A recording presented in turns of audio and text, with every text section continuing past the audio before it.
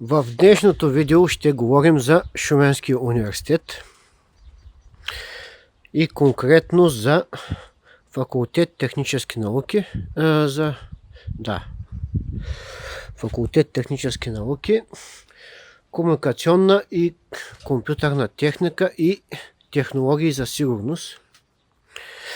Днешното видео ще бъде за тях. Така, още от времето, когато аз се обучавах там, забелязах едни проблеми, които все още ги има.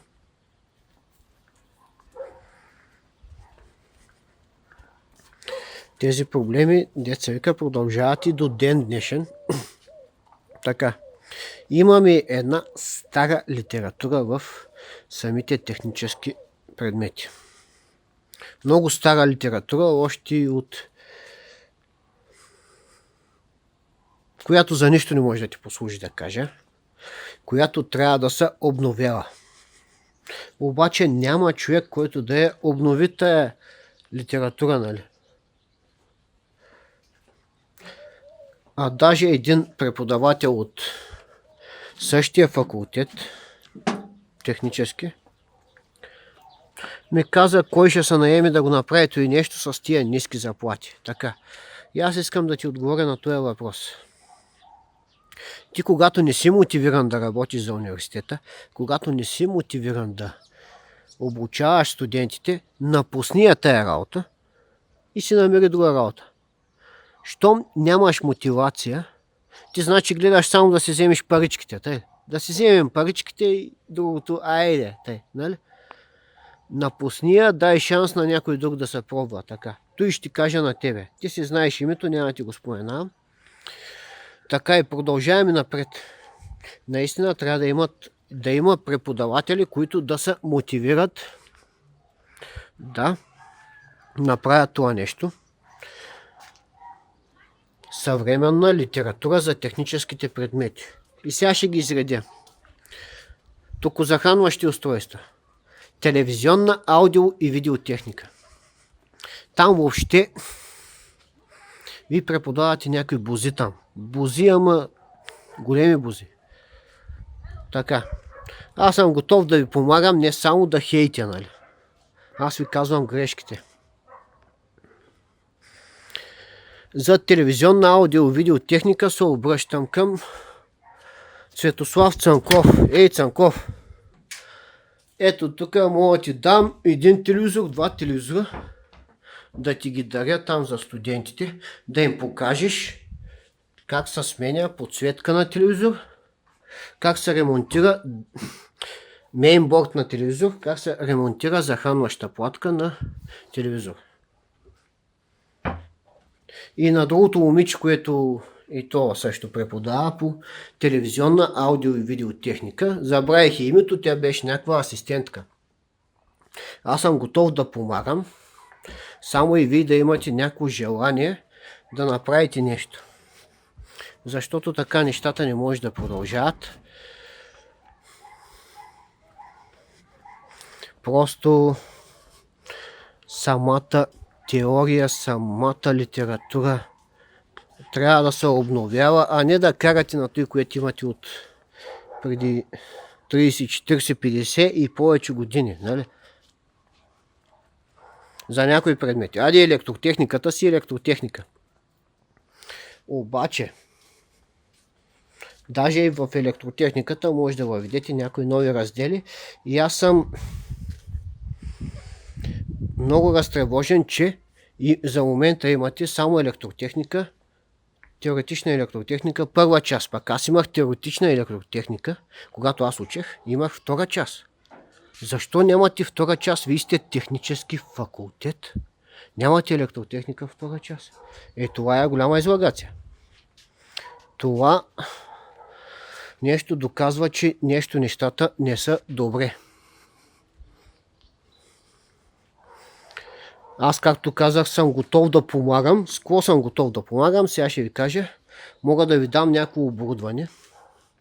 Мога да направя някакво видео в полза на университета, без да искам някакви пари в замяна. Аз съм готов да помагам. Само да има желаящи да се развиват и да правят нещо ново за самия университет. Защото знаете ли кого гледах тия дни? То не е само тия дни. Госпожа Детелина Иванова отиде в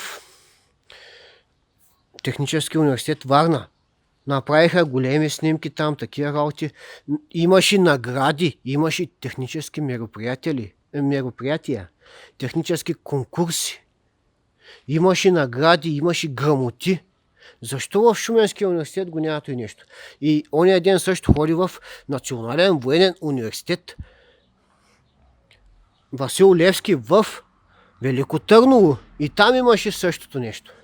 Тя обикаля всички университети, всички технически и само не е ходила в Шуменски университет, в факултет технически науки. Защо не е ходила? Али, питам ви.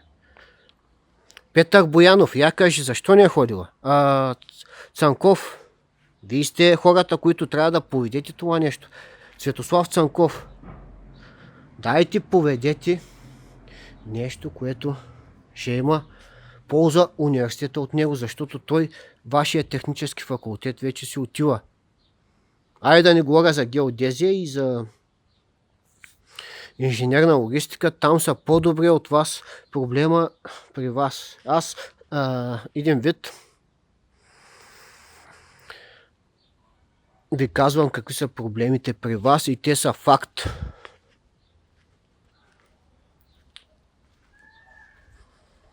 Нямаме нито едно техническо мероприятие. Пак сте факултет технически науки. Имаше едно състезание, някакво мероприятие там преди, когато аз учех и беше древните гърци. Чакай, ние историци ли сме? И някои от нашите взеха награди там. Ние историци ли сме или технически науки или сме технически грамотни хора? Аз не мога да разбера. Ще си говорим за древните гърци, а в другите технически факултети си говорят само за техники. Само за техники и всички мероприятия са само за техники. Защо в нашия университет го нямаше това нещо?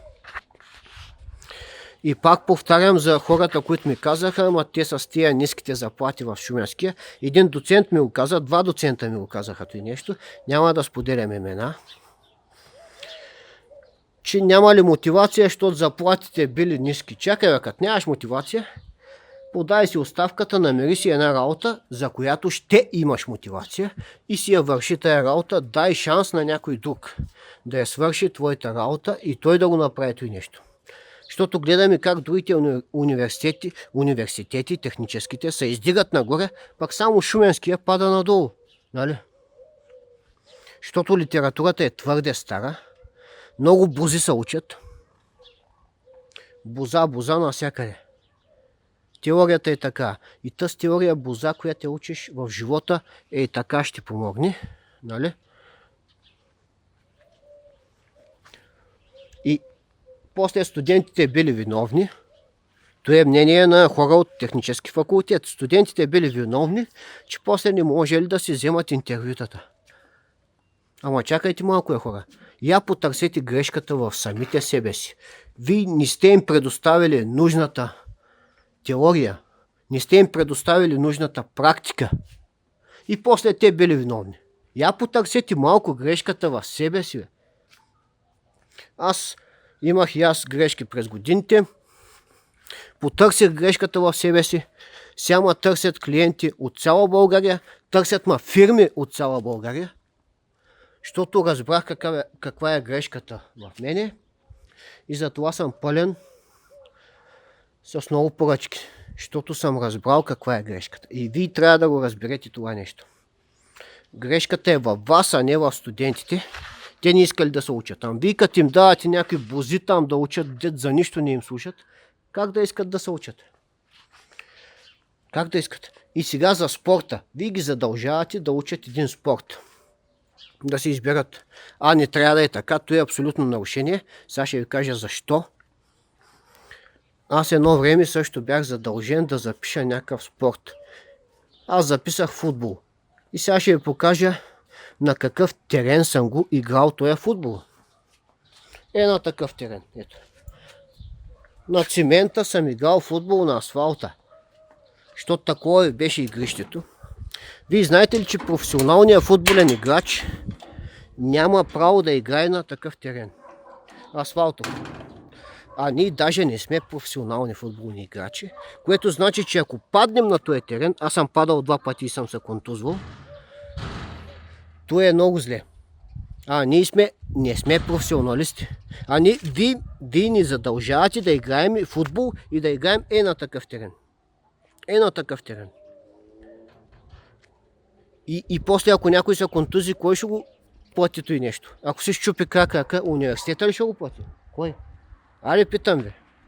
Тогава ни задължавахте да запишем някакъв си спорт.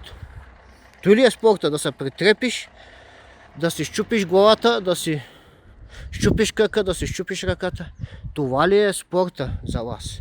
И никой от преподавателите в техническия университет не го каза той нещо, че играем футбол на лош терен, на опасен терен. За живота опасен даже. Не за здравето. Можеш да си удариш главата да останеш на място. На такъв терен аз имам записи, че съм играл футбол. Той още е така. Нямате терен, който да отговаря на условията за игране на футбол. Шуменски университет. Той ви го казвам. Ама някои хора, нали, гледат да си вземат заплатките и си мълчат там. Обаче аз няма да си мълча. Аз ви ги казвам нещата както са. Ако някой поиска помощ от мене, аз ще му помогна.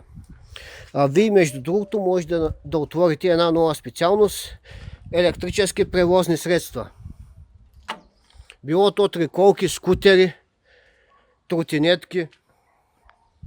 Ето е бъдещето. Ако имате достатъчно компетенция, може да го направите той нещо. Аз той нещо отдавна искам да ви го кажа. Не, че нямам смелост, нямам съм време, аз смелостта имам, аз няма да крия нищо. Ако някой си потърси някаква сметка от мене, аз имам доказателства за всичко, което съм казал.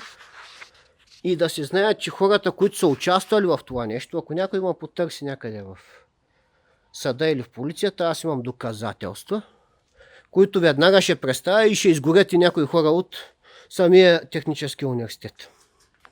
Така че аз не се страхувам да си кажа истината.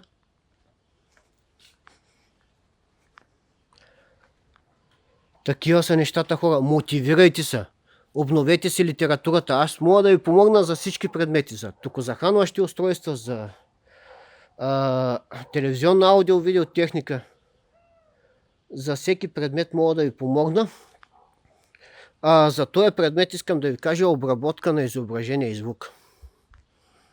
Там използвате някакви симулационни програми, които на нищо не могат да научат студентите. Използвайте професионални програми за обработка на изображение и звук и там ги научете да обработват. Това е. Не да използваме някакви си там симулации. С симулации не се работи се с реалности, с реални изчисления, с реална обработка, примерно. Аз казах реални изчисления заради електротехниката, защото аз съм електротехник. И много други неща, нали?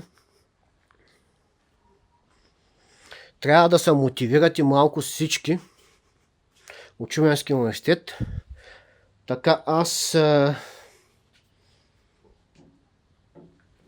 ми е гадно, че Крайчев го няма в технически факултет в момента. Доцент Крайчев, който имаше охранителна фирма, той знае как са нещата отвътре, как се управляват отвътре на самата фирма, знае как са цените, знае маркетинговите цени на всяка стока охранителна, нали? Дали ще е датчик, дали ще е нещо друго, знае ги тия неща и знае каква е цялата методика на управление на една охранителна фирма. Това го знае Крайчев, а той вече не е в технически факултет, което е много зле, много зле. Той човек го е работил и нещо и го прилага на практика и на теория. А той вече не е там. Иначе Трифон Трифонов е голям специалист. Разбира ги нещата, електротехника и другите неща. Аз разчитам на него. Малко да се стабилизират нещата в този факултет. Нали, да изключим геодезия и инженерна логистика, компютърни технологии и технологии за сигурност. Нали. Да не го казвам цялото название, те постоянно го сменят. Там трябва да се нормализират нещата, защото какво да ви кажа, то нищо не е добре там за момента. И най-вече да обърнат внимание на този спорт, защото задължаваш някой да спортува, а пък той спортува при рискови условия и ако са контузи, все едно вие го контузвате този човек. Защото вие сте ги определили, вие определяте някакви условия, той да спортува. Аз въобще мисля, че този спорт трябва да бъде премахнат. Който си иска, може да си спортува от тях, може да си ходи на фитнес зала, може да си ходи на игрище, да си играе матч. Спортът трябва да бъде заменен с един друг предмет. Аз ви предлагам този предмет да бъде теоретична електротехника втора част. Защото вие сте технически науки и трябва да имате теоретична електротехника втора част.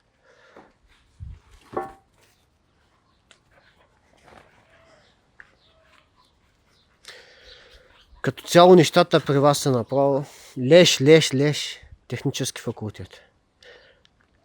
Пак казвам, изключвам геодезия и инженерна логистика.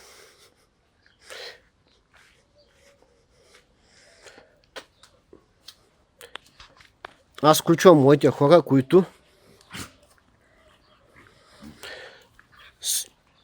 те са ми преподавали и са преподавали по много лош начин. Аз не съм доволен от тяхното преподаване. И така, за практиката исках да кажа. Практиката ви е пълна пародия. Пращате ги хората в някакви фирми. Даже някои фирми въобще не се занимават с тия студенти. Въобще не им обръщат внимание. За разлика от моята фирма, аз бях при Крайчев.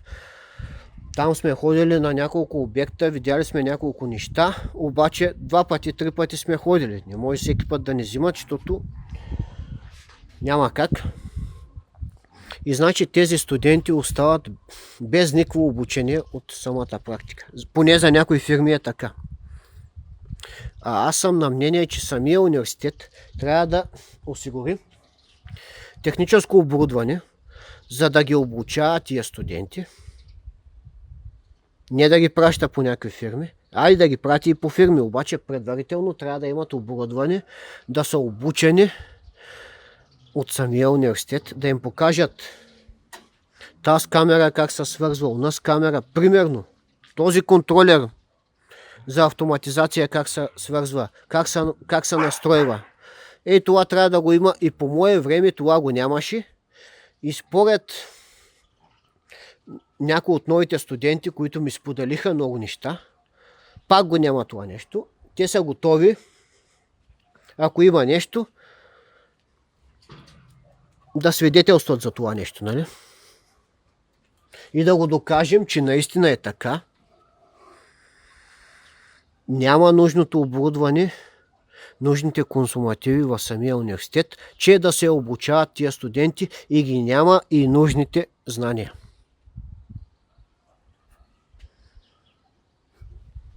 В Шуменския университет, факултет технически науки, комуникационна и компютърна техника и технологии за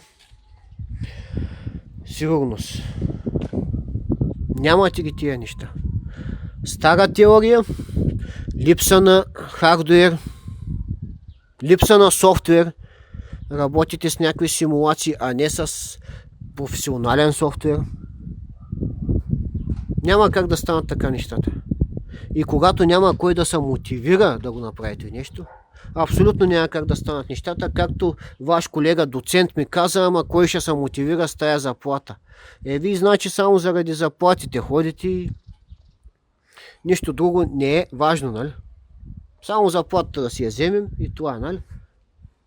Браво, браво! Аз ви призовавам все пак. Аз съм готов да помагам, както казах. Ще даря оборудване каквото трябва. Нали, има едно момиче асистентка там, която преподава, мисля, че упражненията на телевизионна аудио и видеотехника.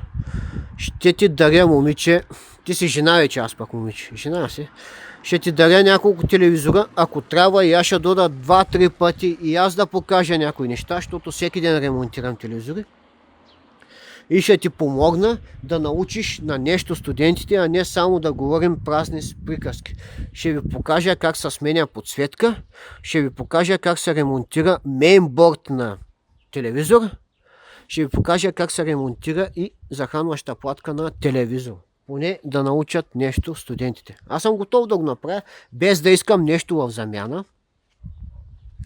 Дарявам си оборудването, помагам ви там с лекциите и даже ще направя няколко видеа специално за Шуменския университет, ако ме потърси някой, нали, ако поиска моята помощ. Аз съм готов да го направя това нещо. Може да ми прегледате всички други видеа, които имам, но за Шуменския университет аз съм готов да направя специално видео, обработено, защото аз моите видеа по принцип не ги обработвам.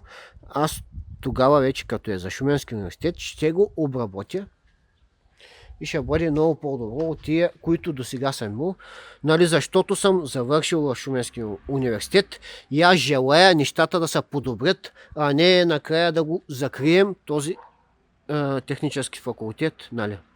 Защото натам отиват нещата. Призовавам Цанков, Боянов, Трифонов и, нали, мисля, че Сабин Събев е декан на технически факултет и той да помогне по някакъв начин, защото нещата отиват на зле.